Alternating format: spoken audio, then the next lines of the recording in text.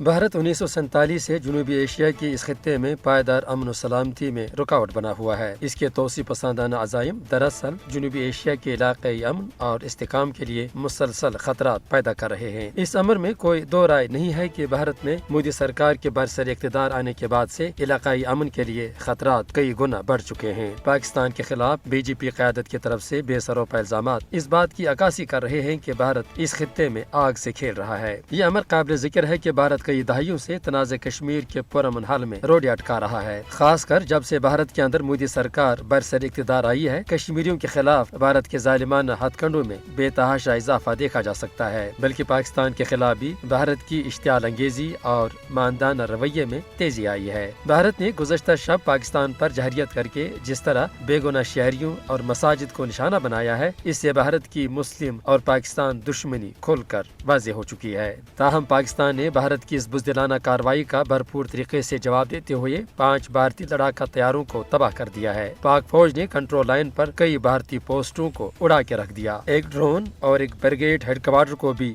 تباہ کر دیا گیا۔ پاکستانی حملوں کی تاب نہ لا کر بھارتی فوج نے ایل او سی پر چورا کمپلیکس پر سفید جھنڈا لہرا کر اپنی شکست تسلیم کر لی ہے۔ پاکستان نے عالمی برادری پر واضح کر دیا ہے کہ بھارت نے خطے کا امن داؤ پر لگا دیا ہے۔ پاکستان مناسب وقت اور مقام پر بھارتی جارحیت کے جواب کا حق محفوظ رکھتا ہے۔ اب وقت آ گیا ہے کہ دنیا جنوبی ایشیائی خطے میں بھارت کے ہندو انتہا پسند حکمرانوں کے جنگی جنون کا نوٹس لے، جو کہ اس پورے خطے کی پائیدار سلامتی اور امن کے لیے مسلسل خطرات کا باعث بن رہے ہیں۔